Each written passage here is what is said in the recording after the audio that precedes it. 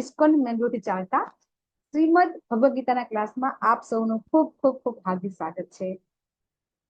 સ્વાતિ માતાજી, પ્રિયા માતાજી, શશી માતાજી, સુમિતા માતાજી, તેજલ માતાજી, હરે કૃષ્ણ માતાજી, દંડ હરે પ્રણામ. કૃષ્ણ આરતી માતાજી, બધા નવા ભક્તોનું પણ ખૂબ ખૂબ ખૂબ સ્વાગત છે. આપણે પેલા મંગલાચરણ લેશું. આપણે કઈ બી કાર્ય કરીએ તો ખબર છે, આપણે ગણપતિ સ્થાપન કરતા હોય એને મંગળતાની કામના કરતા હોઈએ છીએ આપણે બધા. તો આપણે અહીંયા પણ મંગળતાની કામના કરી અને આપણે શરૂઆત કરીશું. તો નાનકડી એવી પ્રાર્થના કરી લઈએ આપણે. હા, તો આપ સૌ જેને કહેવાય કે મ્યુટ થઈ જજો અને પ્રાર્થના સાંભળજો. ઓમ અજ્ઞાનતિમિરાન્ધસ્ય જ્ઞાનાંજન શલાકયા ચક્ષુરુન્મિલિतं येन तस्मै श्री गुरुवे नमः. श्री चैतन्य मनोभीष्टं स्थापितं येन भूतले स्वयं रूप कदा मह्यं ददाति स्वपदान्तिकं.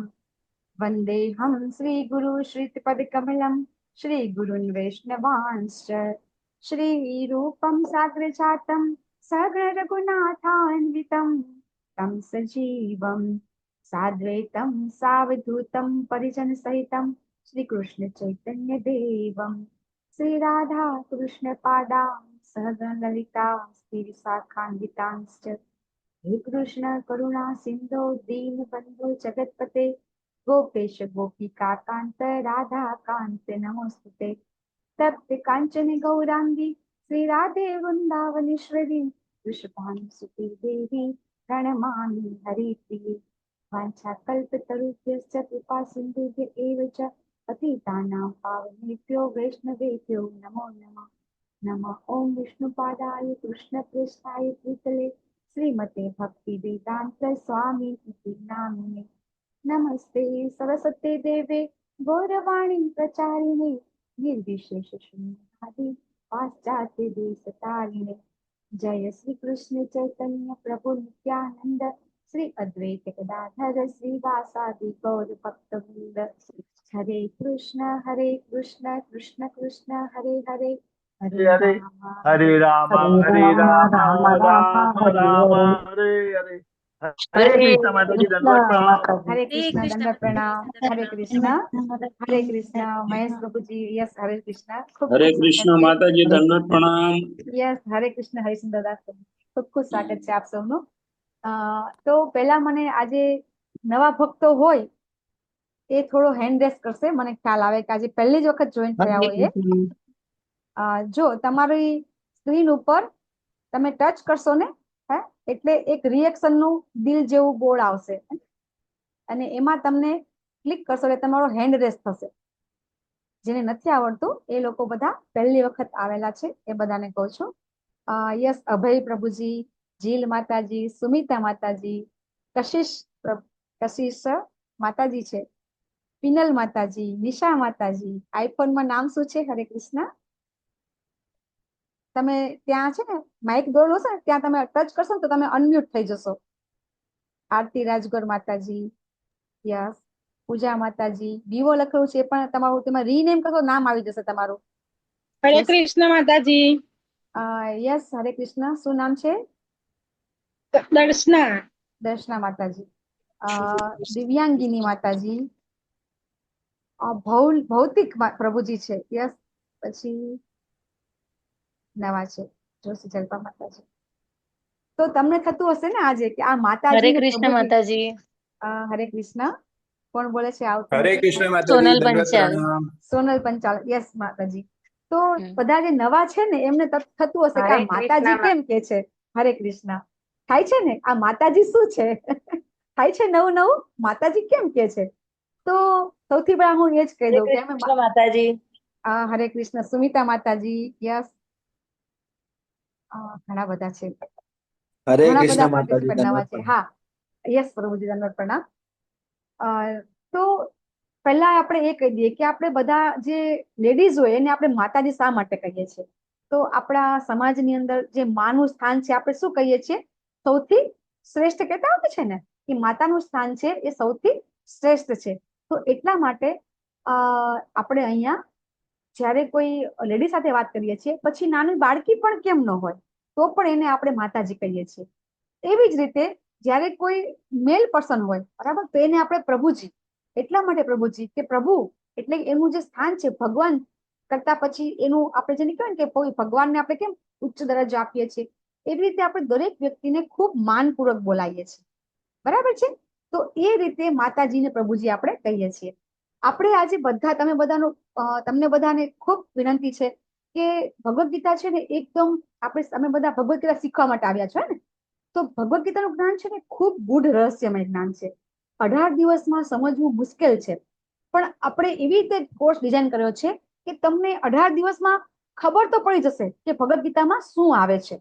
મોટું ડિટેલમાં તો નથી ખબર પડતી, કારણ કે એનો એક શ્લોક છે ને એ એક શ્લોક છે એ સમજવા માટે એક મહિનો જોઈએ, એટલું બધું ગૂઢ રહસ્યમય જ્ઞાન છે. બીજું કે હેલો તમને બધા થતું હશે, હરે કૃષ્ણ આરતી માતાજી, મ્યુટ કરજો. હેલો હા માતાજી, હરે કૃષ્ણ. જી હું આજે માતાજી. નવી જોડાઈ છું, કાજલ યસ, મિસ્ત્રી. હા યસ, ખૂબ ખૂબ સ્વાગત છે માતાજી આપનું. હરે કૃષ્ણ. હરે કૃષ્ણ. તો તમને બધાને થતું હશે ને કે શાસ્ત્રો તો કેટલા બધા છે. વેદ વ્યાસજી કેટલા વેદ લખ્યા? 4 વેદ લખ્યા, 108 ઉપનિષદ લખ્યા, 18 પુરાણ લખ્યા, સ્મૃતિ, સંહિતા, બરાબર, અરણ્યક. તો આ બધામાં આપણને પણ ખબર છે કે આપણા ભૌતિક જગતની અંદર પણ કોર્ટમાં આપણું એક પુસ્તક છે, તો આપણે એને ધાર્મિક પુસ્તક કહીએ છીએ. શું કહીએ છીએ? આપણે બધા ભગવદ્ ગીતાને ધાર્મિક પુસ્તક તરીકે ઓળખીએ છીએ. અને એ ધાર્મિક પુસ્તક છે ને કોર્ટમાં પણ આપણે એની પર હાથ મૂકી અને આપણે શપથ લેતા હોઈએ છીએ, બરાબર ને? તો આવું શા માટે? તો ખરેખર ભગવદ્ ગીતા શું છે? કેમ ભગવદ્ ગીતાનું આટલું બધું મહત્વ છે? આપણા એક ઘરની અંદર ગમે તે ભગવદ્ ગીતા અત્યાર સુધીમાં ઘણા બધા સંતો, મહંતો, આચાર્યો, વિદ્વાનોએ બધાએ ભગવદ્ ગીતા લખેલી છે, બરાબર છે. તો શા માટે બધાએ ભગવદ્ ગીતા આટલી બધી લખી છે? કેમ ભગવદ્ ગીતાનું આટલું બધું મહત્વ છે? શા માટે જરૂરી છે ભગવદ્ ગીતા? કે જેથી કરીને આજે અત્યારે તમે બધા ક્લાસમાં તમે જોઈન થયા છો, તો આજે આ ક્લાસ એટલો અહીં ઇન્ડિયામાં નહીં, ગુજરાતમાં નહીં, અત્યારે આખો ક્લાસમાં આખા વર્લ્ડમાં અત્યારે આ ક્લાસ ચાલી રહ્યો છે આપણો, બરાબર છે. તો આ ક્લાસ છે, ભગવદ્ ગીતાના ક્લાસ છે. આ ભગવદ્ ગીતા છે, વર્લ્ડમાં બધા જ ગીતા વાંચી રહ્યા છે. તો શું કરી રહ્યા છે બધા? ભગવદ્ ગીતા શું છે? તો એક ગીતા છે એ આપણું જીવન જીવવાની આખી એક, જેને કહેવાય કે મેન્યુઅલ બુક છે. આપણે જ્યારે કોઈ પણ વસ્તુ માર્કેટમાં ખરીદવા જઈએ છીએ, ફ્રીજ, ટીવી, ઇવન મોબાઈલ, તો એની સાથે એક નાનકડી એવી બુકલેટ આવતી હોય છે, એમ કે ભાઈ આમાં આ વસ્તુ તમે ખરીદી લીધી છે તો એ તમારે કેવી રીતે ઓપરેટ કરવાનું હોય છે ને. દરેક વસ્તુ પાસે સાથે એક મેન્યુઅલ બુક હોય છે. તો ભગવાને આટલું મોટું શરીર આપણને આપ્યું છે, તો એની સાથે એને ચલાવવા માટેનું કોઈ મેન્યુઅલ બુક નથી. તો આપણને તો આપેલી છે, પણ આપણને ખબર નથી અને એને આપણે વાંચતા નથી. આપણે શું કરીએ છીએ? ભગવદ્ ગીતાને લાલ કપડામાં વીંટાળી અને શું કરીએ છીએ? મંદિરમાં મૂકી દેતા હોઈએ છીએ, બરાબર. તો તમે જયારે 18 દિવસ કોર્સ કરશો તો છેલ્લા 18મા અધ્યાયમાં ખરેખર ગીતાને શું કરવાનું છે આપણને સમજાવવામાં આવે છે. તો તમારે 18 અધ્યાય સુધી ટકવું પડશે. જો ધૈર્ય, ધીરજ, સહનશીલતા બધું જોશે. કંટાળો આવશે, બરાબર, કારણ કે આવું આપણે કોઈ દિવસ સાંભળ્યું નથી, આવું કોઈ દિવસ આપણે જોયું નથી, ક્યારે વિચાર્યું નથી. એટલા માટે શું થાય છે? આપણને કંટાળો આવશે. આ બધું શું છે એમ ખ્યાલ નથી આવતો. હવે આ જે ગીતા છે એ બધા જ શાસ્ત્રનો સાર છે. હવે આપણે સ્કૂલમાં ભણતા હતા ત્યારે કેવું હતું કે એક બુક હોય તો એની સાથે ડિટેલમાં ભણવા માટે ગાઈડ હતી ને? આપણે સ્કૂલમાં ભણતા હતા, કોલેજમાં ભણતા હતા, તો શું હતું? આપણી પાસે ગાઈડ હતી, તો ડિટેલમાં સમજવામાં આવતું, બરાબર. તો હવે અહીંયા શું થયું છે કે જે ડિટેલમાં વસ્તુ છે ને એને ટૂંકમાં સમજાવવામાં આવી છે. ભગવાને ભગવદ્ ગીતા 700 શ્લોકમાં આપણને સમજાવી દીધી છે. તો હવે જે વસ્તુ આખું બધું વેદ છે, ઉપનિષદ છે, એ બધાનો જે સાર હોય એ તો અઘરો હોય ને. હવે એ અઘરામાં આપણે અઘરાનું બહુ ટૂંકમાં સમજવાનું છે, કારણ કે આપણી પાસે સમય નથી. અત્યારે લોકો પાસે બધું જ છે, ફૂલ પૈસો છે, સંપત્તિ, સુખ, સાહેબી બધું જ છે, છતાં સમય નથી બધા પાસે. એટલા માટે આ ભગવદ્ ગીતા છે એ આપણે સૌથી પહેલા સમજીએ છીએ. આજે ભગવદ્ ગીતા છે એ આધ્યાત્મિક પુસ્તક છે. આ જગતનું પુસ્તક જ નથી.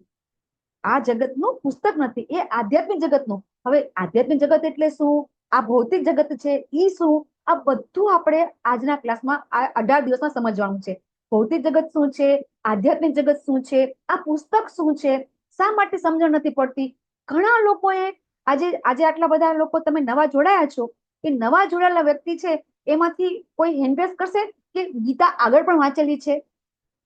ક્લાસ કરતા પહેલા આજે તમે બધા નવા જોડાયા છો ને, તો ક્યારેક ને ક્યારેક ભગવદ ગીતા ક્યાંક ને ક્યાંક તો વાંચી હશે. ક્યાંક કોઈક મરણમાં ગયા હશે ત્યારે 15મો અધ્યાય વાંચ્યો હશે, 12મો અધ્યાય વાંચ્યો હશે, બરાબર? તો તમને કેટલી ખબર પડી? યસ, સેમસંગ લખેલું છે. કોણ છો? નામ બોલો. સોનલ પંચાલ. સોનલ પંચાલ. યસ માતાજી, તમે પેલા ક્લાસ કરતા પહેલા ભગવદ ગીતા વાંચેલી છે, બરાબર છે? તો હા. શું ખબર પડી હતી એમાં? ભગવદ ગીતામાં માતાજી એવું ખબર પડે કે જ્યારે પણ આપણે મુશ્કેલીમાં હોય ને, ત્યારે મુશ્કેલી સામે કેવી રીતે લડવું, કે કેવી રીતે આપણે શાંત મગજથી એ મુશ્કેલીને પાર કરવી ને, એ અમે ભગવદ ગીતામાંથી શીખ્યા. હરી બોલ, બહુ સરસ. તમને કોણે સમજાવ્યું? મેં ગીતામાંથી જ વાંચ્યું હતું, અને અમે ઇસ્કોન મંદિર જઈએ ને તો ત્યાં આગળ પણ અચ્છા, સાંભળ્યું હતું. ઇસ્કોનની ભગવદ ગીતા વાંચી. Okay okay. ઓકે. હા, હા. એમાં ડિટેલમાં આપેલું છે. જે પ્રભુપાદે ભગવદ ગીતા લખી છે એમાં હવે તમને સમજવામાં આવશે કે શા માટે તમને સમજણ પડી ગઈ. તો એમાં એ ગીતા વાંચવાથી તમને ખબર પડશે. બાકી બીજી ગીતા છે એમાં તો શું હોય છે? શ્લોક હોય ને, અનુવાદ હોય, એટલામાં આપણને સમજણ પડતી નથી. પણ તમે સોનલ માતાજી, તમે બહુ નસીબદાર છો કે તમે ઇસ્કોનની ગીતા તમને મળી ગઈ છે અને તમે વાંચી છે. બાકી બીજા કોઈની ગીતા કોઈ વાંચ્યું એવા કોઈ છે? ઇસ્કોનની ગીતા સિવાય પહેલી વખત ક્લાસમાં જે જોડાયા છે, સાદી ગીતા બધી ઘણી બધી, ગોરખપુરની ગીતા આવે છે, ઘણી બધી ગીતા આવે છે, કોઈ વાંચી છે? નાની નાની બુક આવે છે. નવા પાર્ટિસિપેન્ટ માંથી કહું છું. યસ રોહિત પ્રભુજી, બની શકે તો વિડીયો ઓન કરો, તમારો ફેસ જોવો હું. આપણે પછી મળીએ તો ખબર પડે કે રોહિત પ્રભુજી છે. અરે ના ના, રસ્તામાં હતો એટલે ડોન્ટ મતલબ વરી. કેમેરો ઓન નહીં. કોઈ બટ વાંધો નહીં. હા, ભગવદ ગીતા, શ્રીમદ ભગવદ ગીતા, ગીતા ગોરખપુર પ્રેસની વાંચેલી છે, અને વાંચેલી છે ને? મતલબ હા, અને નોલેજ છે ગીતા વિશે. મતલબ બધું એમાં કીધું છે કે અર્જુન વિષાદ યોગથી માંડીને પછી મોક્ષ સંન્યાસ યોગ 18 અધ્યાય, મતલબ ભગવાને 45 મિનિટમાં જે તૈયાર કર્યો હતો અર્જુનને, એવું મતલબ મોટિવેટ કરવા વાળી વસ્તુ છે. ઘણું સરસ જ્ઞાન છે. સરસ છે. ભગવાને 45 મિનિટમાં ગીતા કીધી છે, એ પણ તમને જ્ઞાન છે. બહુ સારું કહેવાય. તો તમે બધા જેને કહેવાય કે રાઈટ જગ્યાએ આવી ગયા છો, હે? કે ભગવદ ગીતા તમે સમજી છે અને હવે તમે ડિટેલમાં સમજમાં મળશે. બીના માતાજી, હરે કૃષ્ણ, તમે પણ વાંચી છે. દિવ્યાંગીની સોલંકી માતાજી, તમે કહી શકો છો તમને કઈ ખબર પડી હોય તો, એમાંથી કઈ બી જ્ઞાન મળ્યું હોય તો. દિવ્યાંગીની સોલંકી અને બીના માતાજી બોલી શકો છો કોઈ પણ. મેં ગોરખપુરની ગીતાજી વાંચી છે મેં. હા. અને એમાં ભક્તિ યોગ અને પરસોત્તમ યોગ, બે યુગ છે, એ હું ડેઈલી પઠન કરું છું. બહુ સરસ, બહુ સરસ. ભક્તિ યોગ છે. હા, ભક્તિ યોગ છે એ નિષ્કામ કર્મ કરવાનું ભગવાન કહે છે કે તું બધા જે કર્મ છે એ મારા ચરણે મૂકી અને ફળની આશા રાખ્યા વગર તું કર્મ કર. એ વસ્તુ બહુ સરસ, બહુ સરસ શીખી ગયા છે માતાજી. તો બહુ સરસ કહેવાય કે ભગવદ ગીતામાંથી તમને આટલી સમજણ પડી ગઈ છે. બાકી શું થતું હોય છે કે ખાલી ગીતા વાંચવા, તમે રૂટીન વાંચો છો ને ડેઈલી, એટલે ભગવાન જ્ઞાન આપે છે. રોજ વાંચીએ ને તો ભગવાન જરૂરથી જ્ઞાન પ્રદાન કરે. શ્લોક છે એ આધ્યાત્મિક વર્ડ છે, ભગવાનના શબ્દો છે, અને એટલે એ ખૂબ આપણા લાઈફની અંદર ટચ કરતી હોય છે આપણને, અને એના કારણે આપણને જ્ઞાન ઓટોમેટિક આવતું હોય છે. તો આજે આપણે આ ગીતા સમજવાની છે, બરાબર?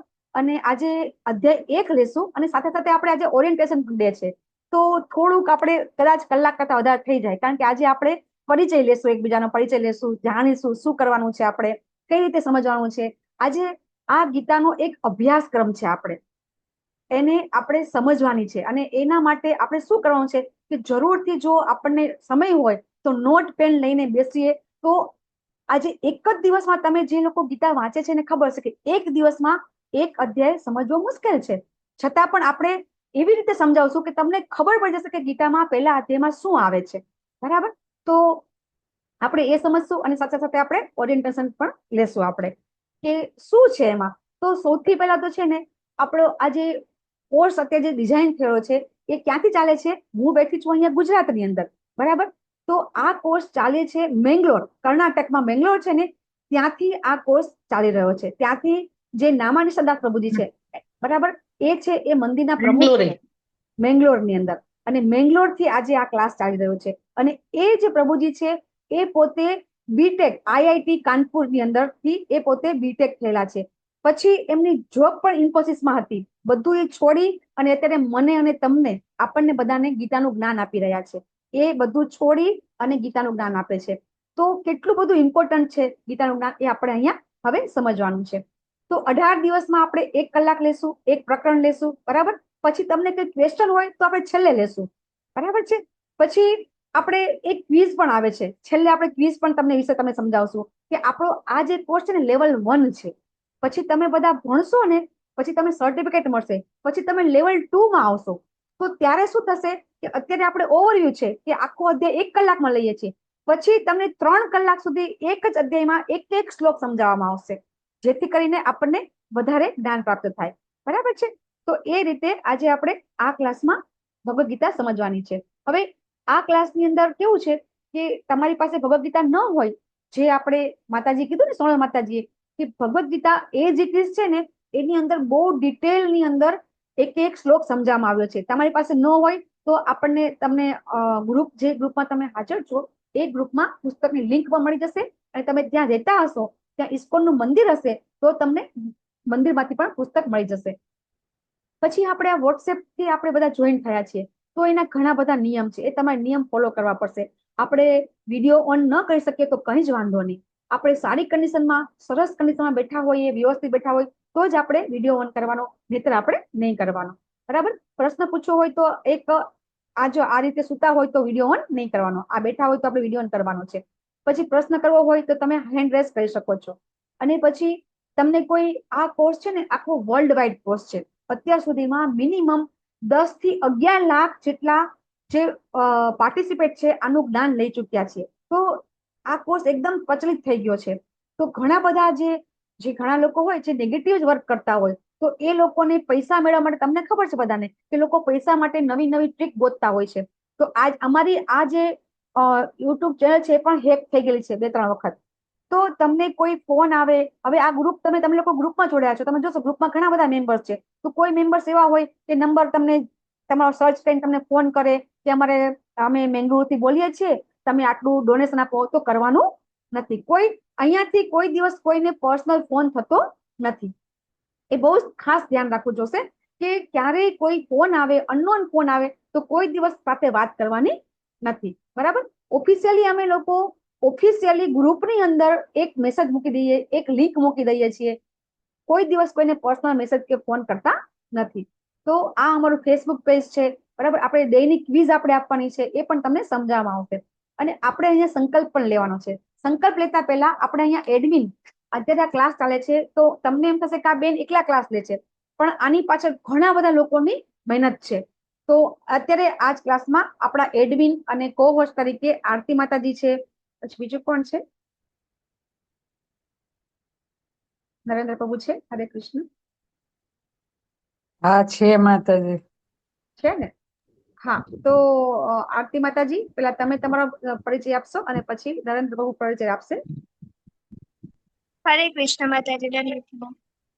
મારું નામ આરતી ભોઈ છે અને હું છેલ્લા 2 વર્ષથી ઇસ્કોન સાથે જોડાયેલી છું અને એડમિન કોર્સની સેવા 1 વર્ષથી આપું છું. તમને ક્વિઝને લગતા, ક્લાસને લગતા કોઈ પણ ક્વેશ્ચન કંઈ પણ હોય તો તમે મારો કોન્ટેક્ટ કરી શકો. હરે કૃષ્ણ. હરે કૃષ્ણ. નરેન્દ્ર પ્રભુ, હરે કૃષ્ણ. હરે કૃષ્ણ. સૌને હરે કૃષ્ણ. મારું નામ નરેન્દ્ર પ્રભુ છે. હું અહીંયા સુરેન્દ્રનગરમાં જ રહું છું અને ઇસ્કોનની સાથે 2 વર્ષથી જોડાયેલો છું. મેં પણ ઓનલાઈન ક્લાસીસ કરેલા છે અને અહીંયા હું પણ સેવા આપું છું. આપને કઈ પણ પ્રશ્ન હોય, કઈ બી હોય તો ચેટ બોક્સમાં માતાજી નંબર મૂકી દેશે, તમે એમનો કોન્ટેક્ટ કરી શકો છો. મારો નંબર પણ તમે મૂકી દેજો માતાજી. કોઈને કઈ પણ પ્રોબ્લેમ હોય, કઈ બી પ્રશ્ન હોય તો તમે કરી શકો છો. તો અહીંયા હું સંકલ્પ લેવડા. હા, કોર્સ તમે કોઈ બીજાને આપી દીધું છે?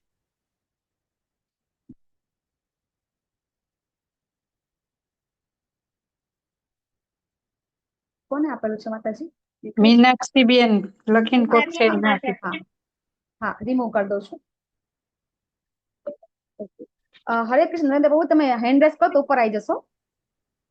તમે હેન્ડ રેસ. યસ માતાજી. કઈ વાંધો નહીં. મીનાક્ષી માતાજી વાંધો નહીં. નરેન્દ્ર પ્રભુ, તમે હેન્ડ રેસ કરો. હરે કૃષ્ણ માતાજી. હરે કૃષ્ણ. હરે કૃષ્ણ. હું સુરત કામરેજ થી બોલું છું. જી માતાજી, જી જી જી જી. હા, અને 2015 થી ઇસ્કોન બરોડા સાથે જોઈન્ટ છું હા. અને આ ગીતા કોર્સ કરવા માંગુ છું. ખૂબ ખૂબ આપનું સ્વાગત છે માતાજી. પહેલી વાર કરી રહ્યા છો તમે? હા, મેંગ્લોર ગ્રુપમાં હું ફર્સ્ટ ટાઈમ છું. જી માતાજી, થેન્ક યુ હા. માતાજી. તો નરેન્દ્ર પ્રભુ તમે અનમ્યુટ કરશો, હું બોલું તમારી પાછળ પાછળ તમે પણ બોલજો. હું ભગવદ્ ગીતાના તમામ 18 દિવસના વર્ગોમાં હું ભગવદ્ ગીતાના તમામ 18 દિવસના વર્ગોમાં નિયમિત હાજરી આપવાનું છું.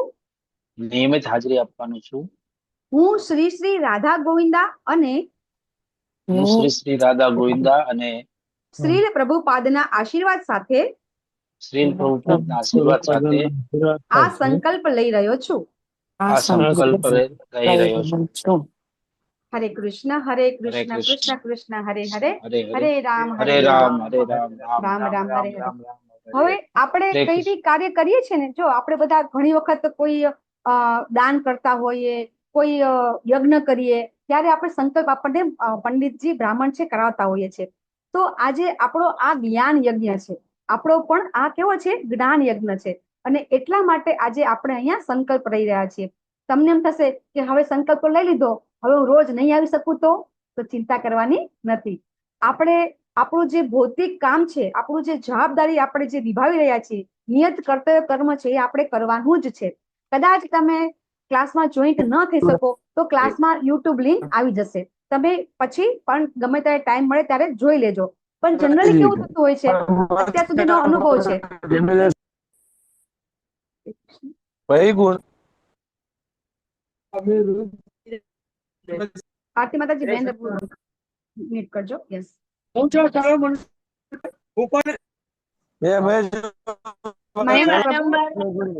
વારંવાર અનમ્યુટ થઈ જાય છે.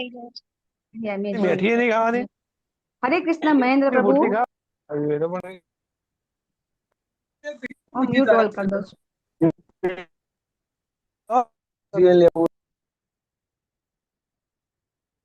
હવે નહીં કોઈ અવાજ આવે.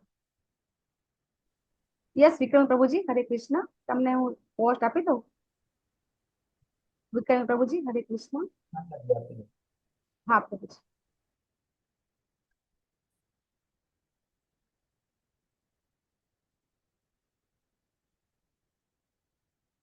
આમાં લેવલ 1 છે ને, એટલે થોડું આવું થશે પ્રભુજી, બરાબર? તો 2-3 કોવચ હશે તો તમે લોકો અનમ્યુટ કરી દેજો, બરાબર છે? તો આપણે આ થોડીક વાત થઈ, બરાબર? તમારે કઈ પ્રશ્ન હોય તો તમે કરી શકો છો. પછી તમને જ્યારે લેવલ 1 કરી લેશો ને, તો તમને આવું સરસ સર્ટિફિકેટ મળશે, અને એ સર્ટિફિકેટ પછી તમે લેવલ 2 માં જોઈન થવા માટે તમને કામ લાગશે. તો આપણે બધાએ આ અભ્યાસ કરવાનો છે, અને અભ્યાસક્રમ છે એ રીતે આપણે આ ભગવદ ગીતા છે આપણે સમજવાની છે, બરાબર છે? અને તમને કઈ તકલીફ પડે તો ચેટ બોક્સમાં નંબર મૂકી દીધા છે. તમને કાંઈ પણ તકલીફ પડે તો ચોક્કસથી તમે અમારો સંપર્ક કરી શકો છો. ડાયરેક્ટ કોન્ટેક્ટ કરશો તો પણ તમે બધા કોન્ટેક્ટ કરી શકો છો. કોઈ પણ ગ્રુપમાં એડમિન છે, કોહોસ્ટ છે, કોઈ પણને તમે પ્રશ્નોનો તમે તમારો નિરાકરણ કરી શકો છો.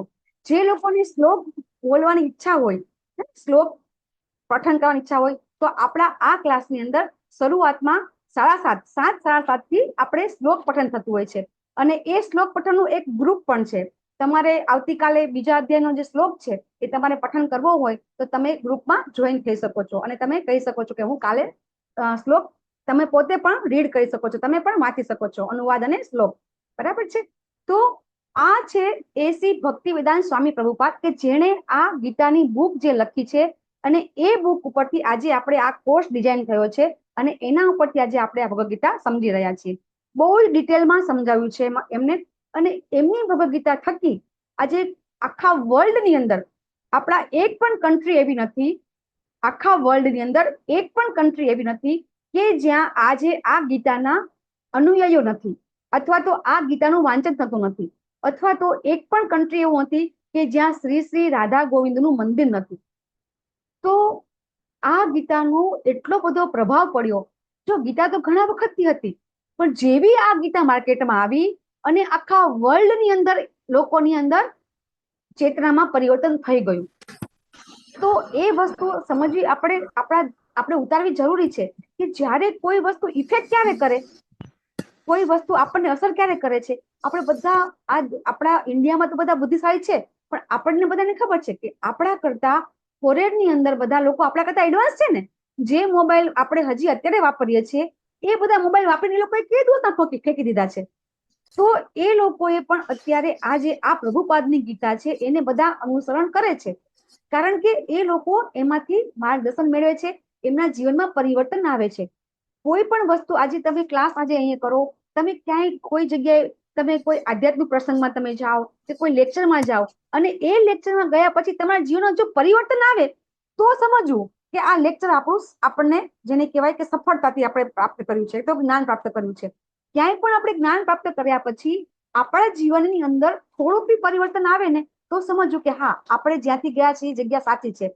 તો આજે વર્લ્ડમાં આ પ્રભુપાદની ગીતા થકી લાખો લોકોના જીવનમાં પરિવર્તન આવ્યું છે. તો એ ચોક્કસથી નક્કી કાંઈ ને કંઈ એમાં હોવું જોઈએ, આપણે એ સમજવું જરૂરી છે. તો એ પ્રભુપાદ છે કે જેમણે આ ગીતા લખી છે. તો આપણે આજે 18 દિવસમાં સમજવાનું છે. આપણે તમને વાત કરી દીધી.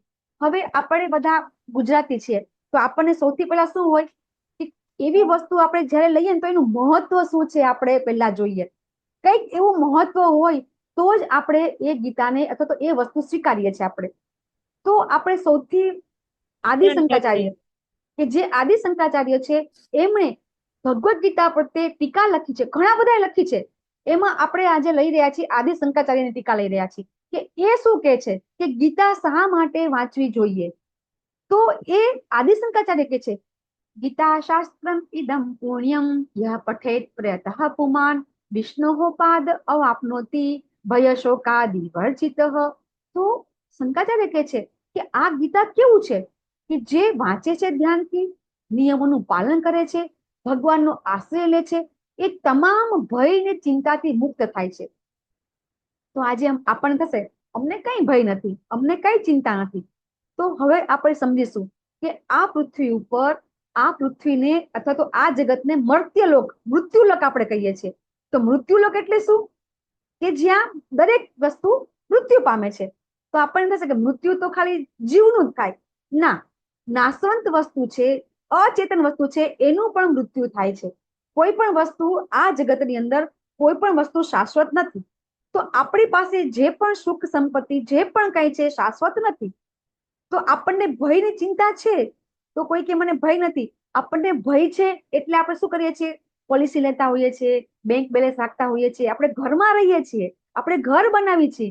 શા માટે? કે આપણને ભય છે કે આપણે ઘરમાં નહીં હોઈએ, આપણે રસ્તામાં સૂઈએ છીએ, નથી સૂતા. કારણ કે દરેક જીવ છે એ ઘર બનાવે છે, કારણ કે એને ભય બીજાનો છે એટલે ઘર બનાવે છે. ચિંતાઓ તો બધાને છે, કાલની ચિંતા બધાને છે. તો દરેક વ્યક્તિ છે એને ભય ને ચિંતા છે.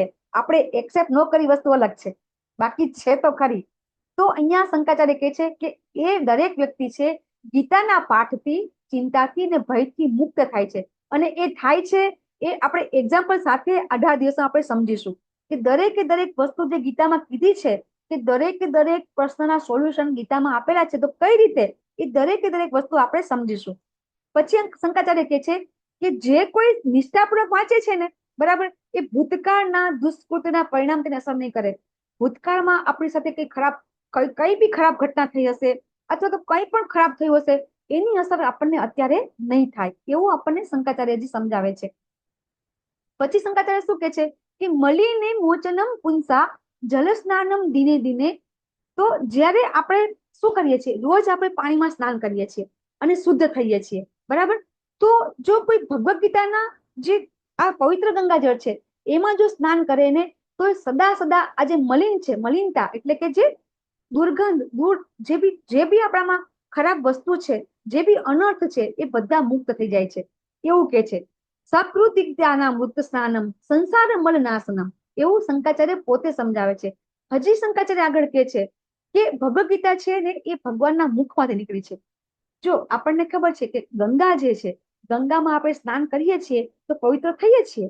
આપણને બધાને ખબર છે હમણાં કુંભના મેળામાં લાખો ની કરોડો આપણા જે હિન્દુસ્તાનની જેટલી પબ્લિક છે ને 50% પબ્લિકે એ જેને કહેવાય કે ગંગામાં સ્નાન કર્યું છે. તો શું કામ? આટલા બધા લોકો મૂર્ખા તો નથી ને કે બધા ગંગા સ્નાન કરવા જાય છે. તો એ ગંગા સ્નાન કરવાથી ચોક્કસથી આપણા પાપ ધોવાય જ છે. 110% આપણે ગંગા સ્નાન કરીએ છીએ તો આપણા પાપ ધોવાય જ છે, કારણ કે એ ગંગા છે એ ભગવાનના ચરણ કમળમાંથી નીકળી છે. તો આ ભગવદ્ ગીતા છે ભગવાનના મુખ કમળમાંથી નીકળી છે, તો કેટલી બધી એ ઉત્તમ હશે. તો એ રીતે ભગવદ્ ગીતા છે એ ખૂબ ઉત્તમ છે. હવે જ્યારે કોઈ ગંગાનું પાણી પીવે છે તો મુક્તિ પ્રાપ્ત થાય છે. આપણે બધા જ્યારે કોઈ મૃત્યુ પામે છે તો શું કરીએ છીએ? ગંગાજળ આપણે આપીએ છીએ અને એ આપણે એવું માનીએ છીએ કે એનો મોક્ષ થઈ જશે. તો જો મરતી વખતે કોઈ ગંગાજળનું પાણી પીવે છે અને જો મોક્ષ પામી જાય છે તો ભગવદ્ ગીતા જે ભગવાનના મુખમાંથી નીકળી છે એ જો ગીતાનું આપણે શ્રવણ કરીએ, પઠન કરીએ તો એનાથી આપણને શા માટે મોક્ષ ન મળે? જરૂરથી મળે છે, એવું આપણને અહીંયા શંકરાચાર્યજી સમજાવે છે. એટલું બધું આ ભગવદ્ ગીતા છે એનું મહત્વ છે. તો ભગવદ્ ગીતા છે જ્યારે આ પ્રભુપાદે લખી હતી અને આ પ્રભુપાદે ભગવદ્ ગીતા લઈને સૌથી પહેલા ક્યાં ગયા હતા? અમેરિકામાં ગયા હતા. અમેરિકામાં ભગવદ્ ગીતા ગઈ અને ત્યાંથી અહીંયા આવીને પછી આપણો પ્રચાર થયો છે. એટલા માટે ભગવદ્ ગીતાનો સ્ટાર્ટિંગ પ્રચાર છે અમેરિકામાં થયો હતો અને પ્રભુપાદ છે પોતે અમેરિકામાં જઈ એમની 69 વર્ષ, બરાબર, જ્યારે લોકો રિટાયર થઈ ગયા હોય છે એ ઉંમરે એ ત્યાં ગયા હતા. શા માટે ગયા હતા? તો કે આ ગીતાનો જ્ઞાન બધાને આપવા માટે. અને આજે બહુ જ ઘણા વિદેશીઓ અહીંયા અમારા સિટીની અંદર પણ વિદેશી રશિયાથી આવ્યા હતા ભગવદ્ ગીતાનો પ્રચાર કરવા માટે, સંકીર્તન કરવા માટે. તો ફોરેનના લોકો છે આજે આપણને જોઈ આપણે બધા ફોરેન તરફ જઈ રહ્યા છીએ અને ફોરેનરો આપણી તરફ રહ્યા છે. આપણે બધા જાણીએ છીએ કે ફોરેનના લોકો અધ્યાત્મ તરફ બહુ વળી રહ્યા છે અને આપણે બધા પશ્ચિમ તરફ વળી રહ્યા છીએ. આ આપણું જેને કહેવાય કે એક બહુ જ મોટું દુઃખદાયક વસ્તુ કહેવાય કે જે વસ્તુ આપણે અપનાવવાની છે એ આપણે અપનાવતા નથી, પણ ફોરેનના લોકો અપનાવવા માંડ્યા છે. અને એ લોકો, તમે વૃંદાવનમાં જાઓ, કાર્તક મહિનામાં તમે વૃંદાવનમાં જશો તો તમને અઢળક ફોરેનરો, જે લેડીઝ હોય એ સાડીમાં હોય છે અને પુરુષો હોય એ ધોતી કુર્તામાં હોય છે. આપણે નથી પહેરતા પણ એ લોકો પહેરે છે, એ લોકોને શરમ નથી આવતી, આપણને આવે છે. તો આ રીતે આજે ભગવદ્ ગીતાના જ્ઞાન થકી એ લોકોને ખબર પડી ગઈ છે કે ખરેખર આપણો પહેરવેશ શું હોવો જોઈએ, આપણી રહેણી કહેણી શું હોવી જોઈએ. આપણને તો શું છે કે આપણે બધા શું સમજીએ છીએ કે આપણે પશ્ચિમ અનુકરણ કરીએ ને તો આપણે બધા ભણેલા ગણેલા કહેવાઈએ. એનું કારણ છે કે જે લોર્ડ મેકલોએ જે આપણને જે શિક્ષણ પદ્ધતિ આપી છે એના કારણે આપણો વિચાર છે એ પરિવર્તન થઈ ગયો છે. ખરેખર આપણું જે જ્ઞાન છે, આપણા જે ગુરુકુળમાં જ્ઞાન આપતા હતા એ શ્રેષ્ઠ હતું, પણ એ આપણે બધા ભૂલી ગયા છીએ. એટલે આપણને આ બધું ખબર પડતી નથી. આ બધા આખા વર્લ્ડના જે મંદિર છે એ બધા વર્લ્ડના મંદિર અહીંયા આપેલા છે, બરાબર. એ કેટલા કેટલા બધા મંદિર છે. બધા આ યુકે નું મંદિર છે, બરાબર છે. આ છે યુક્રેન નું મંદિર છે. પછી આ ડર્બન નું છે સાઉથ આફ્રિકાની અંદર. આટલા મોટા મોટા. અને આપણું સૌથી આ મંદિર છે માયાપુર નવદીપ પશ્ચિમ બંગાળની અંદર, કે આખા વર્લ્ડ નું મોટામાં મોટું મંદિર બની ગયું છે અને લગભગ પૂર્ણ થવા આવ્યું છે. એ આપણું આ વર્લ્ડ નું મોટા મોટું મંદિર થઈ ગયું છે. અને એ મંદિર છે, એ મંદિર 1000 કરોડ કરતા પણ વધારે એનો ખર્ચ અત્યારે થઈ ગયો છે. 1000 કરોડ કરતા પણ વધારે ખર્ચ આ મંદિરમાં થઈ ગયો છે. તમે વિચાર કરો કે એ તમે જશો ત્યાં, જો તમે જાઓ તો તમને સ્વર્ગ જેવો અહેસાસ થશે. ત્યાં સ્વિટ્ઝરલેન્ડને તમે ભૂલી જશો ત્યાં જાઓ ને તો. એટલું સરસ ત્યાં એટમોસ્ફિયર છે. 9 દ્વીપ એટલે કે 9 ટાપુની અંદર વચ્ચે આ મંદિર છે. બહુ જ સરસ છે. અને આ આપણા જે મંદિરના પ્રમુખ છે એ છે આ પોસ્ટ ડિઝાઇન કર્યો છે. આ પ્રભુપાદ છે, આ એમના જેને કહેવાય કે શિષ્ય છે, અનુયાયી છે. એ મારા ગુરુ મહારાજ છે અને આ એમના અનુયાયી છે, બરાબર. આ શ્રી પરમ પૂજ્ય શ્રી જયપતાક સ્વામી મહારાજ ના મામલું છે. અને એમના થકી આજે કોરોના આવ્યો હતો ને ત્યારે આ ઓનલાઈન ક્લાસ ચાલુ થયા હતા, જે અત્યારે પણ ચાલી રહ્યો છે. તો હવે આપણે ગીતા સમજી લઈએ. ભગવદ ગીતાનો અર્થ શું થાય? આમાં એક તો આપેલું છે કે ભગવાન દ્વારા ગવાયેલું ગીત. ભગવદ ગીતા એટલે શું? ભગવદ વત્તા ગીતા. તો ભગવાન દ્વારા ગવાયેલું ગીત એટલે ભગવદ ગીતા. તમને કોઈને બીજો કોઈ અર્થ આવડતો હોય તો ચેટ બોક્સમાં તમે લખી શકો છો, બરાબર છે. તો ભગવદ ગીતા શું છે? મેં તમને હમણાં જ કીધું કે ભગવદ ગીતા આપણી જીવનની લાઈફ મેન્યુઅલ બુક છે.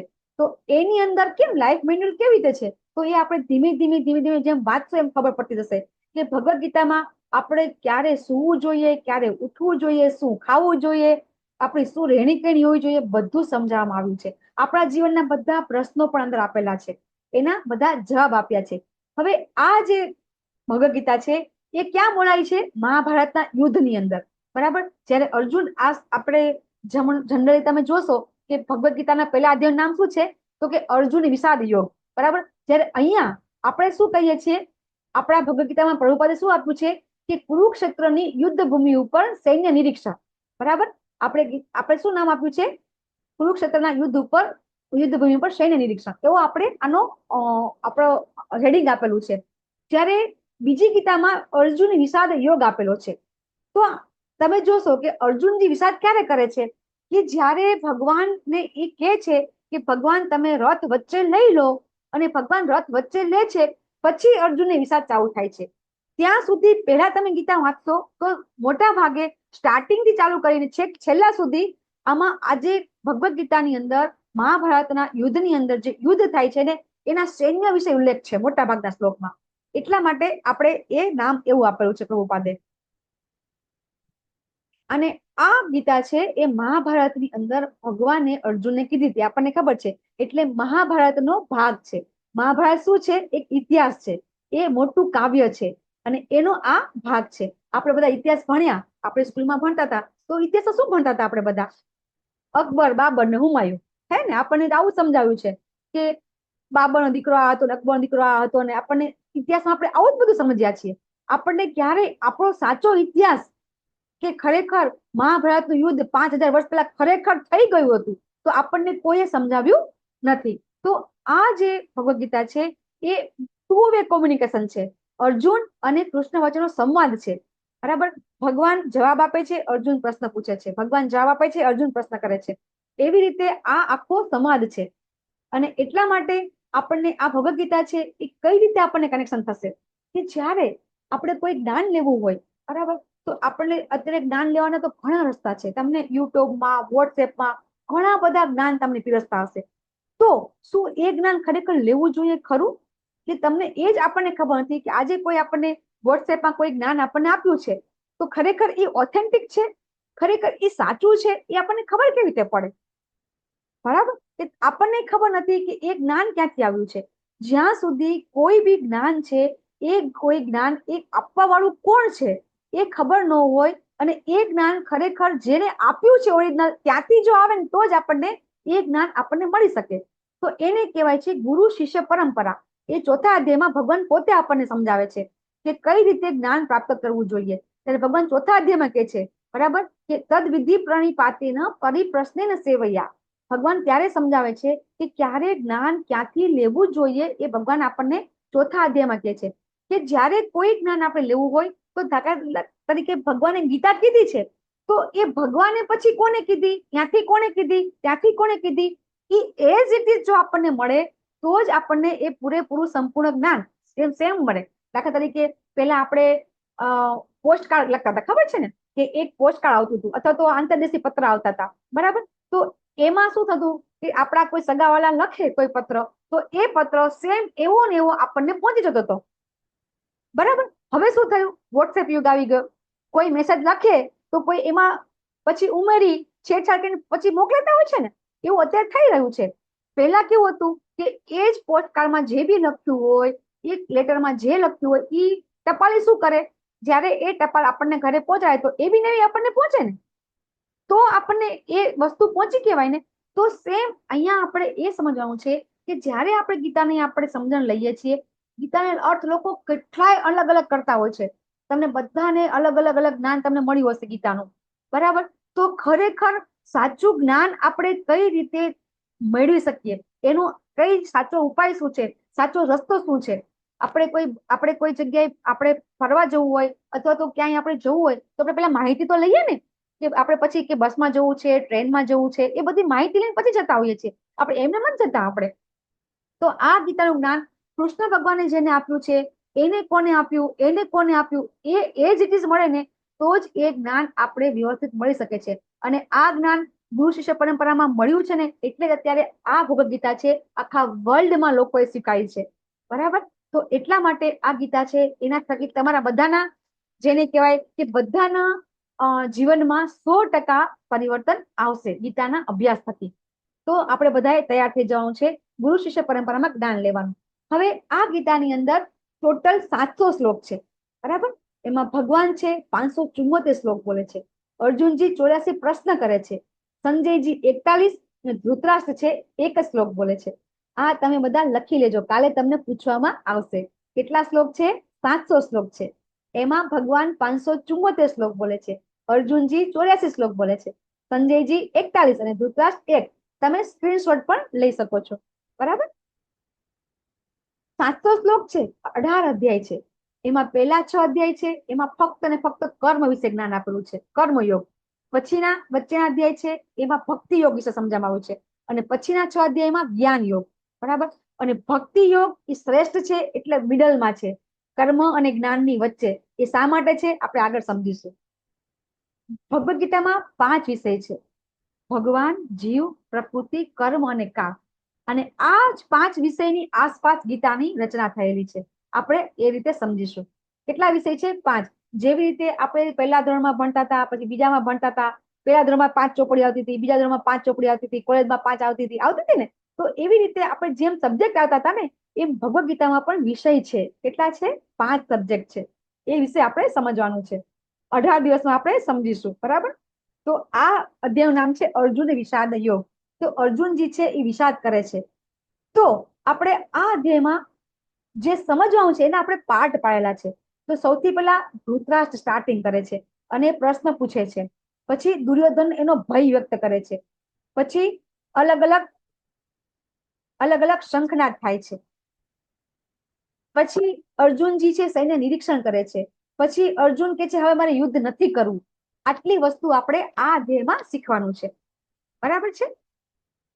તો હવે તમે બધા નવા ભક્તો છે, એ નવા ભક્તો મને કહેશે કે આ ચિત્રમાં તમને શું દેખાઈ રહ્યું છે? 3 વ્યક્તિ દેખાય છે. બરાબર? આ ચિત્રમાં 3 વ્યક્તિ દેખાય છે. કોઈ કહી શકશે કે આ 3 વ્યક્તિ કોણ છે અને શું શું વિચારી રહી છે? હેન્ડ રેસ કરશો અથવા તો બોલી શકો છો અનમ્યુટ કરીને. યસ બીના માતાજી. કૃષ્ણ, યસ. અર્જુન અર્જુન અને છે. ધૃતરાષ્ટ્ર. હા. કૃષ્ણ છે એ રથને અહંકારી અને અર્જુન તરફ જોઈ રહ્યા છે, કારણ કે અર્જુન છે એ વિષાદમાં છે અને એને થોડું દુઃખ થાય છે કે હું મારા જ ભાઈઓ સાથે લડવાનો છું. યસ. અને ધૃતરાષ્ટ્ર નહીં, પણ મને લાગે છે ભીષ્મ પિતામહ. થર્ડ પિક્ચર માટે મેમ હું શ્યોર નથી કે થર્ડ પિક્ચર કોનું છે. હા, ઓકે. દુર્યોધન માતાજી. જો આ છે ને દુર્યોધન છે, જે એકદમ ખીજાયો છે ને દુર્યોધન છે. હા, બરાબર છે. અને આ બાજુ છે એ ધૃતરાષ્ટ્ર છે. 3 વ્યક્તિ પહેલા અધ્યાયમાં 3 વ્યક્તિનું વિશે આવે છે. ધૃતરાષ્ટ્રની વિશે આવે છે, અર્જુન વિશે આવે છે અને દુર્યોધન વિશે આવે છે.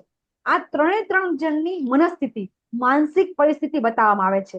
પહેલા અધ્યાયમાં અર્જુનજીની, ધૃતરાષ્ટ્રની અને દુર્યોધનની આ 3 જણની માનસિક પરિસ્થિતિ વિશે આપણને સમજાવવામાં આવે છે. જો આટલું સમજી ગયા તો પેલો અધ્યાય સમજી ગયા. બરાબર છે? અને આપણે ભગવદ ગીતામાંથી શું સમજવાનું છે? તો જેવી રીતે અર્જુનજી છે યુદ્ધ કરવાની શરૂઆતમાં શું કહે છે? ના પાડે છે. પછી ભગવાન એને સમજાવે છે અને પછી એનો દ્રષ્ટિકોણ બદલી નાખે છે. તો ભગવદ ગીતા એ જ છે કે આપણો જે જોવાનો દ્રષ્ટિકોણ છે એ બદલે છે. અર્જુનને શું થતું હતું પહેલા કે મારે યુદ્ધ કરવું નથી. શું કામ નથી કરવું? તો કે જો હું યુદ્ધ કરું, બરાબર, તો શું થશે? બધા લોકો મરી જશે. જીતીશ તો પણ મને કઈ ફાયદો થવાનો નથી. જીતી જઈએ અને બધા મરી જાય તો એ જશન શું કામનું? બરાબર છે? અને હારી જાઉં તો મરી જઈશ, તો મને તો એકેય વસ્તુ લાભકાયક નથી.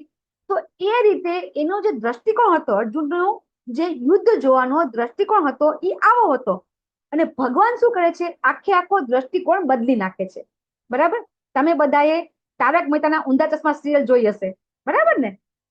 બધા જ જોતા હશે. આપણા ગુજરાતની અંદર કોઈ પણ એક વ્યક્તિ એવી નહીં હોય કે આ સિરિયલ નહીં જોઈ હોય. કોઈ એવી છે? નથી જોઈ એવું તો હેન્ડ રેસ કરે તો આપણે આગળ બીજી વાત કરીએ. કોઈ વ્યક્તિ એવી છે કે જેને તારક મહેતાના ઊંધા ચશ્મા સિરિયલ નથી જોઈ? દિવ્યાંગીની માતાજી. યસ, નથી જોઈ. એક એપિસોડ નથી જોયા, કોઈ દિવસ નહીં.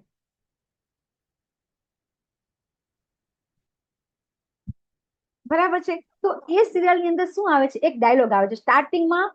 એક વસ્તુ આવે છે કે તકલીફ તો હે સબકે સાથ, બસ હે નજરિયે કી બાત. તો બધાના જીવનમાં કઈ ને કઈ મુશ્કેલી હોય જ છે. ફક્ત આપણો જે જોવાનો દ્રષ્ટિકોણ છે ને એ આપણે બદલી નાખવાનો છે. બસ ભગવદ ગીતા આપણને આ જ સમજાવે છે. દરેક વ્યક્તિના જીવનમાં મુશ્કેલી હશે, સુખ અને દુઃખ બંને હશે. સુખને પણ કેવી રીતે જોવું અને દુઃખને પણ કેવી રીતે જોવું, એ બંને વસ્તુ આપણને ભગવદ ગીતા સમજાવે છે. તો ધૃતરાષ્ટ્રની સ્થિતિ કેવી છે? અર્જુનજીની અને દુર્યોધનની, એ ત્રણની મનસ્થિતિ એટલે કે પહેલો અધ્યાય. બરાબર, આટલી વસ્તુ આપણે આમાં સમજવાની છે. તો સૌથી પહેલો શ્લોક છે ધૃતરાષ્ટ્ર ઉવાચ ધર્મ ક્ષેત્રે કુરુક્ષેત્રે સમવેતાયુત્સવઃ મામ કાહ પાંડવાશ્ચૈવ કિમ પૂર્વત સંજય. ધૃતરાષ્ટ્ર હે સંજય, કુરુક્ષેત્રના તીર્થ સ્થાનમાં યુદ્ધની ઈચ્છાથી ભેગા થયેલા મારા અને પાંડુના પુત્રએ શું કર્યું? એક જ આખા ભગવદ ગીતામાં ધૃતરાષ્ટ્રથી શરૂઆત થાય છે. ધૃતરાષ્ટ્રજી એક જ શ્લોક બોલે છે. ને ઘણા લોકો એમ કહેતા હોય છે કે આ શ્લોક ન બોલ્યા હોત તો ચાલત. ના, આ શ્લોકનું ખૂબ ખૂબ એટલે ખૂબ મહત્વ છે કે કઈ રીતે ધૃતરાષ્ટ્ર છે આપણને બધાને રિપ્રેઝન્ટ કઈ રીતે કરે છે. મહાભારતની અંદર અથવા તો જેટલા બી પાત્રો છે ને, એ બધા પાત્રો આપણને કનેક્શન આપે છે, મહાભારતના બધા પાત્રો. અને એ રીતે ભગવદ ગીતામાં ધૃતરાષ્ટ્ર છે એ ધૃત રાષ્ટ્ર એક વ્યક્તિના નામ છે ને, એ નામ પ્રમાણે ગુણ છે. એક વ્યક્તિના નામ પ્રમાણે ગુણ છે. તો ધૃત રાષ્ટ્ર, રાષ્ટ્ર એટલે તો આપણને ખબર છે કે રાષ્ટ્ર, બરાબર. ધ્રુત એટલે શું? કસીને પકડી લેવું, બરાબર. કે રાષ્ટ્રને કસીને પકડવું એટલે ધૃત રાષ્ટ્ર. અહીંયા ધૃત રાષ્ટ્રની પોતાની આસક્તિ છે પોતાના પુત્રો પ્રત્યે.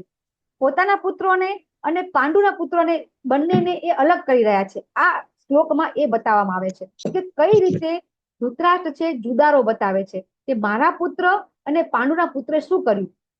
આપણને બધાને ખબર છે કે પાંડુ તો ગુજરી ગયા હતા, બરાબર છે, મૃત્યુ પામી ગયા હતા. અને પછી આપણને આ જમાનામાં પણ અત્યારે પણ જયારે કોઈ ભાઈ મરી જાય છે તો મોટો ભાઈ હોય તો મોટો ભાઈ એના બાળકોને સંભાળતા હોય છે. આપણે મોટા પપ્પા કહેતા હોય છે, મોટા પિતા કહેતા હોઈએ છીએ. તો એ રીતે ધૃતરાષ્ટ્રને ખરેખર શું કરવું જોઈએ કે એના નાના ભાઈના પુત્રોને સંભાળવા જોઈએ ને. તો એ શું કરે છે? સંભાળતા નથી. ઉપરથી જુદારો કેવી રીતે કરે છે? પોતાના પુત્રોને એ કૌરવો કે છે અને પાંડુના પુત્રોને એ પાંડવો કે છે. તો ખરેખર તો બંને કૌરવો છે ને. કૌરવ એટલે કોણ? કે કુરુ વંશના, કુરુ મહારાજ કરીને કુરુ મહારાજ થઈ ગયા છે, એના વંશના બધા છે. એટલે પાંડવો પણ એ વંશના છે અને કૌરવો પણ એ વંશના છે. પણ અહીંયા ધૃતરાષ્ટ્ર પાંડવો કરીને જુદા કર્યા અને પાંડવો અસ્તિત્વમાં આવ્યા. આપણે બધા પાંડવો કરીએ છીએ ને, પણ ખરેખર પાંડવો પણ કૌરવો જ છે. એ પણ કુરુ વંશના જ છે, એ કઈ જુદા નથી. તો એ રીતે અહીંયા જે હરે કૃષ્ણ, અહીંયા જે જુદારો બતાવે છે આ શ્લોકની અંદર ધૃતરાષ્ટ્રજી કે મારા પુત્રો અને પાંડુના પુત્રોએ કુરુક્ષેત્રના યુદ્ધમાં તીર્થ સ્થાન છે. કુરુક્ષેત્ર છે એ તીર્થ સ્થાન છે. તો કઈ રીતે તીર્થ સ્થાન છે? કે એ જે કુરુક્ષેત્ર છે એ ધર્મક્ષેત્ર છે. અને એટલા માટે એમને ધૃતરાષ્ટ્રને શું ચિંતા થાય છે કે જે મારા પુત્રો છે તો કેવા છે? અધર્મી છે. એમને પોતાને ખબર હતી કે મારા પુત્રો અધર્મી છે. અને જે યુદ્ધ થાય છે એ તો ક્યાં થઈ રહ્યું છે? ધર્મ ક્ષેત્રની અંદર થઈ રહ્યું છે. અને આ ધર્મક્ષેત્ર છે એ કઈ રીતે ધર્મક્ષેત્ર છે? તો એનો ઉલ્લેખ છે એ જાવાલ ઉપનિષદની અંદર એક શ્લોક છે કે યદ અનુ કુરુક્ષેત્રમ દેવાનામ દેવયજતમ સ સર્વેશામ ભૂતાનામ બ્રહ્મ સદનમ. એટલે કે કુરુક્ષેત્ર છે ને એ દેવતા માટે અને દેવતુલ્ય મનુષ્ય માટે કરવામાં આવતા યજ્ઞનું સ્થાન છે. જે કુરુક્ષેત્રની યુદ્ધભૂમિ છે ને, ત્યાં પહેલા જયારે પાંડવો નહોતા, કૌરવો નહોતા, એ પહેલા ત્યાં દેવો પણ યજ્ઞ કરતા હતા. એટલે એ ભૂમિ છે એ ખૂબ તીર્થ સ્થાન રૂપી એકદમ પવિત્ર ભૂમિ થઈ ગઈ હતી. અને એટલા માટે દેવતાઓએ ત્યાં આશીર્વાદ આપેલા હતા કે આ ક્ષેત્રમાં જે પણ ધર્મને લગતું કાર્ય થશે ને એ વિજય થશે હંમેશા. ધૃતરાષ્ટ્રને પહેલા ખબર તો હતી જ કે યુદ્ધ ક્યાં થવાનું છે. ને જ્યારે એમને ખબર પડી કે યુદ્ધ કરવા માટે કુરુક્ષેત્ર નક્કી થયું છે, તરત જ ચિંતા થઈ ગઈ એમને કે મારા પુત્રો તો અધર્મી છે અને આ જે ધર્મક્ષેત્ર છે ત્યાં યુદ્ધ થશે તો મારા પુત્રનો વિજય થશે નહીં. બીજી ચિંતા શું હતી? પાંડવો સમાધાન તો નહીં કરી લે ને. જો આપણને એવું હતું, ઘણી વખત એવું થાય છે કે આ જે ધૃતરાષ્ટ્ર છે એને ફક્ત પુત્ર પ્રત્યે પ્રેમ હતો અથવા તો પુત્ર પ્રત્યે આસક્તિ હતી. એમને ફક્ત પુત્ર પ્રત્યે નહીં એમને ફક્ત ને ફક્ત એમની ગાદી, એમના સિંહાસન પ્રત્યે જ આસક્તિ હતી. કેવી રીતે ખબર પડે? કે જ્યારે મહાભારતનું યુદ્ધ પતી જાય છે, પછી યુધિષ્ઠિર મહારાજ રાજા બની જાય છે, પછી ઘણા બધા વર્ષો સુધી એ યુધિષ્ઠિર મહારાજ છે એ ધૃતરાષ્ટ્રની જ પૂછા કરીને, એટલે કે એમને જ વડીલ તરીકે સ્થાન આપીને, રાજા તરીકે રાખીને એમના જ અંડર શાસન કરે છે ધૃતરાષ્ટ્ર મહારાજ, યુધિષ્ઠિર મહારાજ. કે ધૃતરાષ્ટ્રને એમ કે છે કે ભાઈ તમે છો ને તો અમે હંમેશા સારી રીતે રાજ્ય કરી શકીશું. તો ધૃતરાષ્ટ્રને રાષ્ટ્ર પ્રત્યે એટલી આસક્તિ હતી કે એ બધા જ કૌરવ મૃત્યુ પામે છે, છતાં પણ રાજગાદી છોડતા નહોતા. આસક્તિ ક્યાં હતી એમને? એમના પદ પ્રત્યે. આરાધ્યા માતાજી, હરે કૃષ્ણ.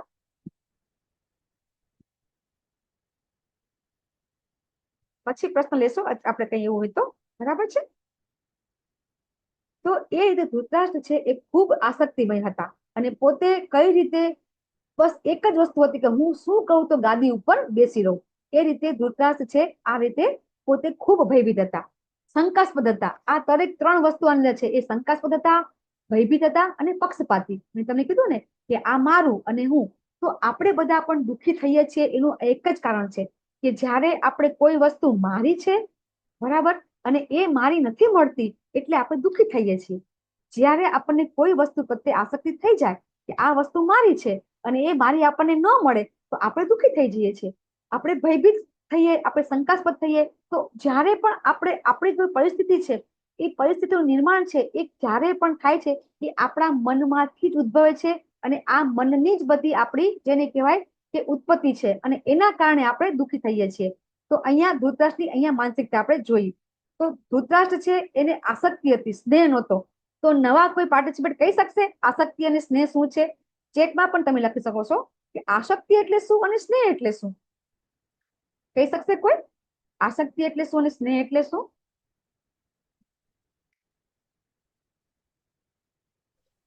હરે કૃષ્ણ માતાજી. આસક્તિ એટલે લગાવ, સ્નેહ એટલે પ્રેમ, હા, ભાવના. હા, સ્નેહ પ્રેમ હોઈ શકે, બરાબર. દાખલા તરીકે આપણે પુત્ર પ્રત્યે આપણે પ્રેમ હોય, બાળકો પ્રત્યે આપણે પ્રેમ હોય, તો બાળકોને આપણને મા બાપ જે કઈ કોઈ વસ્તુ માગે તો એને લાયક હોય તો આપણે આપીએ, ન લાયક હોય તો આપણે ન આપીએ, બરાબર છે.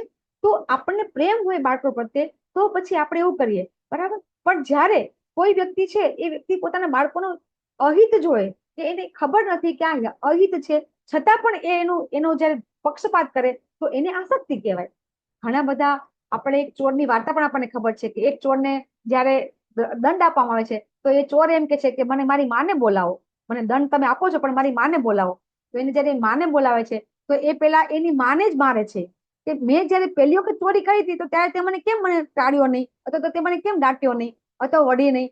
જ્યારે કોઈ બી વસ્તુ છે, કોઈ વસ્તુ જયારે તમને આસક્તિ થઈ જાય ને, તમને સારું નરસું ખબર પડતી, આસક્તિની અંદર સત્ય અસત્યનો ભેદ પડતો નથી, બરાબર. અસંતોષ અને અધર્મ, બરાબર, એનો પણ ડિફરન્સ આપણને ધૃતરાષ્ટ્રના પાત્રો પરથી ખબર પડે છે કે જ્યારે અસંતોષ થાય છે ને એટલે એ વ્યક્તિ અધર્મ તરફ પ્રેરણા થાય છે. અસંતોષના કારણે એને ખબર પડતી હતી કે હવે આ ધર્મ અને અધર્મ વચ્ચેનો ભેદ ભૂલી જતા હોય છે.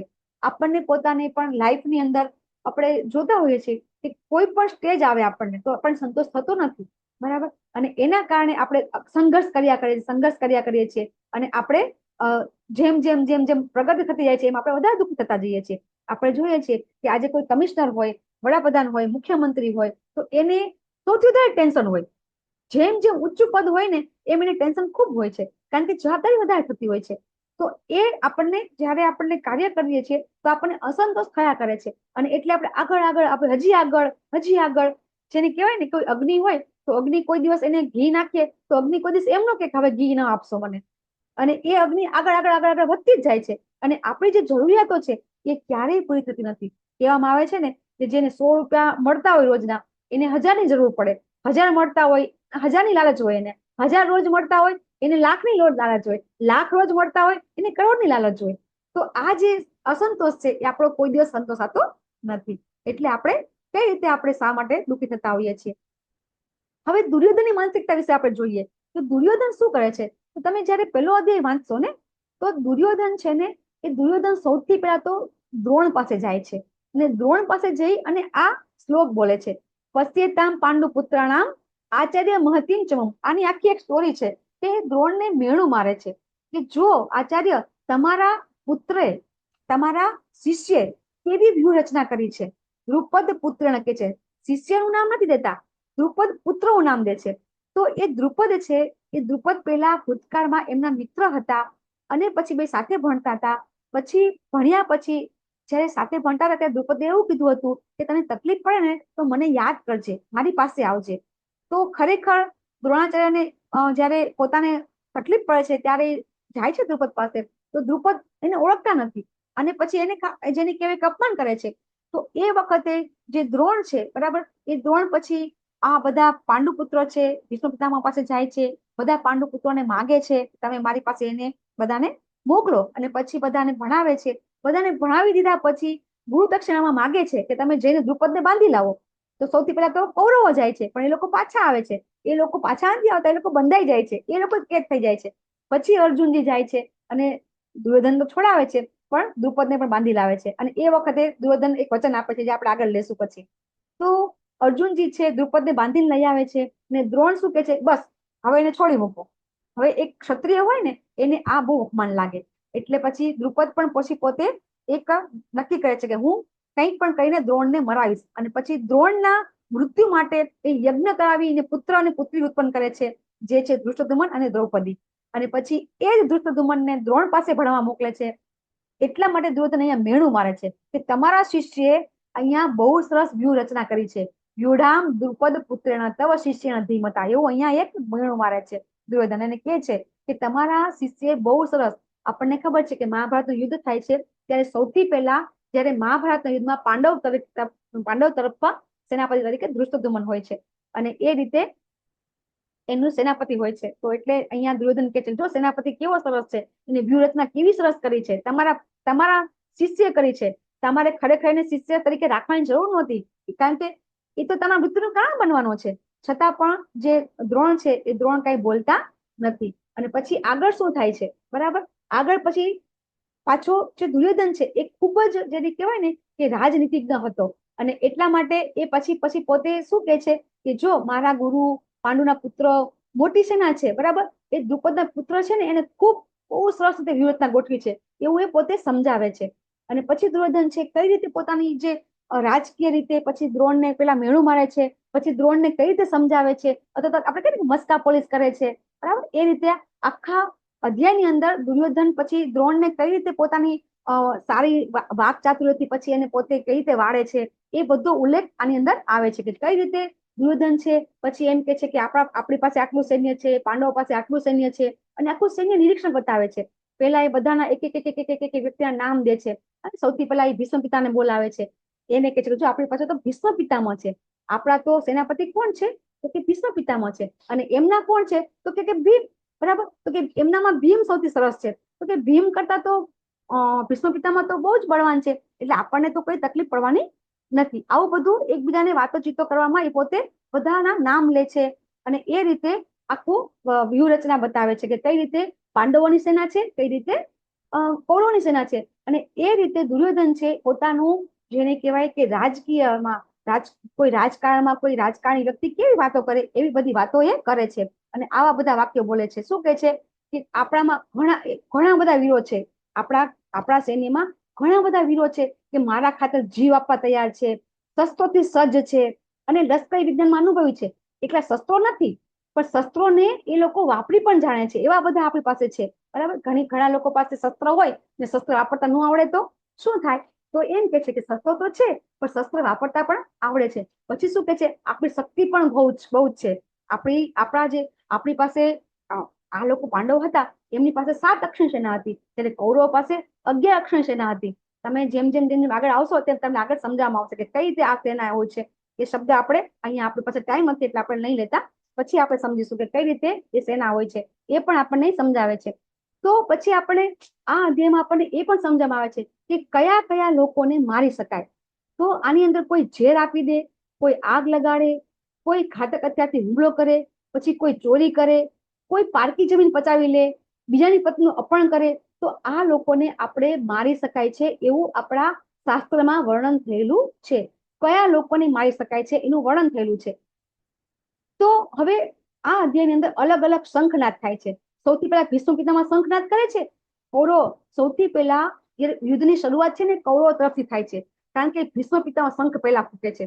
પછી પાંડવોમાં ભગવાન અર્જુન બધા પોતપોતાના દિવ્ય શંખો ફૂકે છે, અને જેવા બધા દિવ્ય શંખ ફૂકે છે તરત જ ભગવાનના શંખ, પાંડવોના શંખ છે એ દિવ્ય હતા, અને એના કારણે જેવા એ શંખ ફૂકે છે ને એટલે આ બાજુ તો કૌરવ પક્ષના તો કેટલાયના હાર્ટ એટેક થઈ જાય છે, એવું અંદર અધ્યાયની અંદર આવે છે. કારણ કે એ શંખ છે એ બધા કેવા હતા? વિજય દિવ્ય શંખ હતા. એના નાદથી કૌરવોની અંદર આમ જેને કહેવાય ને કે ભાગદોડ થઈ જાય છે. જ્યારે કૌરવો શંખનાદ ફૂકે છે તો પાંડવો સેનામાં કઈ થતું નથી, પણ પાંડવો શંખનાદ કરે છે ત્યારે એ લોકોની સેનામાં ભાગદોડ થઈ જાય છે. હવે પાંડવો છે એ યુદ્ધ જીતવાના જ છે. એના જે 9 કારણ છે એ 9 કારણ આની અંદર બતાવવામાં આવે છે કે એક તો ધર્મક્ષેત્ર હતું, પછી અર્જુનનો રથ છે એ દિવ્ય હતો, અગ્નિદેવ આપેલો હતો. પછી કપિધ્વજ કે જે ધ્વજ છે ભીમને હનુમાનજી આપેલો હતો, અને ભગવાન કૃષ્ણ અને રામ બે એક જ છે, તો રામ હોય યા હનુમાનજી હોય તો કૃષ્ણ હોય ત્યાં તો હોય જ, તો ત્યાં પણ હનુમાનજી હાજર હતા. પછી ગાંડીવ પશુપતાસ્ત્ર જે શિવજીએ અર્જુનજીને આપ્યું હતું, ને ત્યક્ત જીવિતા જ્યારે દુર્યોધન આગલા શ્લોકમાં બોલે છે ને કે મારા માટે બધા પ્રાણ આપવા માટે તૈયાર છે, તો એ પણ એક નેગેટિવ વસ્તુ બોલે છે, તો એ પણ પાંડવો માટે પણ પોઝિટિવ થઈ જાય છે. પછી તે દિવસે મોક્ષતા એકાદશી હતી, અને જ્યાં ભગવાન હોય ત્યાં લક્ષ્મી દેવી તો હાજર જ હોય, અને ભગવાન પણ છે. તો આ 9 કારણ છે કે જેના થકી પાંડવોની જીતવાની 100% શક્યતા છે જ, એ આ કારણ બતાવે છે. હવે અર્જુનજી યુદ્ધ કરવાની ના પાડે છે. શું કામ ના પાડે છે? તો અર્જુનજીને કરુણા થાય છે. શું કહે છે અર્જુનજી કે હે ભગવાન, અહીંયા બધા મારા મિત્રો છે, બધા સંબંધી છે, તો એ બધાને હું કઈ રીતે મારી શકું? અને એમને જોઈને મારા શરીરના અંગો કંપવા લાગ્યા છે, જમીન ઉપર મારા પગ સ્થિર નથી થતા, મારું મોઢું સુકાઈ ગયું છે. અર્જુનજીને બધી જેને કહેવાય કે જ્યારે આપણને પણ આપણા સગાને મારવા હોય તો આપણે કરુણાવાળા હોય, આપણામાં દયાની ભાવના હોય તો આપણને પણ આવું થાય. આપણે આપણા સગાને મારી શકીએ? ન મારી શકીએ. કારણ કે અર્જુનજીનો રથ જ્યારે ભગવાન વચમાં લે છે તો અર્જુનજી જોવે છે કે દુર્યોધનના પુત્રો આ બાજુ હોય છે, આ બાજુ અર્જુનજીના પુત્રો હોય છે, તો કે આટલા બધા નાની ઉંમરના વ્યક્તિઓ બધા છે, આ બધાને હું કેવી રીતે આ બધા મરી જશે તો કે કઈ રીતે આપણે જીવન જીવી શકીશું? એટલે એમને પોતાને ખૂબ અનુકંપા થાય છે, ખૂબ કરુણા થાય છે. પછી કહે છે કે આ યુદ્ધ કરીશ અને બધા સગા મળી જશે, અને હું જો જીતી જઈશ તો બધા મળી જશે, તો મારે સુખ મને કેવી રીતે મળશે? આપણે જયારે ખૂબ આનંદિત હોઈએ, આપણે જયારે કોઈ સરસ આપણને કોઈ એવોર્ડ મળે, અથવા તો આપણને કઈ ફર્સ્ટ ક્યાંક નંબર આપણે આવીએ તો આપણે પાર્ટી કરીએ તો કોને બોલાવીએ? સગાવાળાને બોલાવીએ ને. તો સગાવાળા જ ન હોય તો આપણે આનંદ શેર કોની યારે કરીએ આપણે? તો અર્જુનજી કહે છે કે આમાં મને કોઈ આનંદ નથી લાગતો. પછી કહે છે કે આ બધાને મારી નાખીશ તો મને પાપ નહીં લાગે? અર્જુનજીને પાપનો ભય થાય છે. પછી શું થાય છે કે બધા મરી જશે, પછી બાળકો પણ મરી જશે, વૃદ્ધો પણ મરી જશે, તો પછી બધા મરી જાય તો એમની અંતિમ ક્રિયા કરવાની હોય, કર્મકાંડ કરવાનું હોય, તો એ બધું કોણ કરશે? પછી બધી સ્ત્રીઓ છે એ બધી વિધવા થઈ જશે, બરાબર? તો એ સ્ત્રીઓનું રક્ષણ કોણ કરશે? એ બધી પછી બીજા સાથે બધા વર્ણસંકર પ્રજા ઉત્પન્ન થશે. આવી બધી ચિંતા થાય છે એમને. અને છેલ્લું થાય છે એમને કે મારે યુદ્ધ કરવું કે ના કરવું, અને એ આવશે કાલના અધ્યાયમાં. કાલના અધ્યાયના બીજા અધ્યાયના 6થા શ્લોકમાં અર્જુનજી કહેશે કે મારે શું કરવું, મારે યુદ્ધ કરવું કે ન કરવું, એમને મને કઈ ખબર પડતી નથી, એવું અનિર્ણયતા. એટલે આવા ટોટલ 5 પ્રશ્ન છે એ અર્જુનજીને થાય છે. કરુણા થાય છે, પછી કે છે કે કઈ આનંદ નથી, પછી કે છે મને પાપ લાગશે, કુટુંબ પરંપરાનો નાશ થશે, અને મને ખબર પડતી નથી. આ 5 પ્રશ્નો છે અર્જુનજીને થાય છે, અને આ 5 પ્રશ્નોના જવાબ છે ભગવાન આપણને કાલે આપશે. 5 મિનિટ તમારે વધારે લીધી છે મારાથી. આપણે આવતીકાલે 100% આપણે 1 કલાકમાં પૂરું કરીશું. વાંછા કલ્પતરુભ્યશ્ચ કૃપા સિંધુભ્યૈવ ચ પતિતાનાં પાવનેભ્યો વૈષ્ણવેભ્યો નમો નમઃ. અનંત કોટિ વૈષ્ણવ કી જય. શિલા પ્રભુપાદ કી જય. શ્રીમદ ભગવદ ગીતાની જય. હરે કૃષ્ણ કૃષ્ણ કૃષ્ણ કૃષ્ણ હરે હરે હરે, હરે રામ હરે હરે રામ રામ હરે રામ રામ, રામ રામ રામ હરે હરે. હરે હરે. હરે કૃષ્ણ.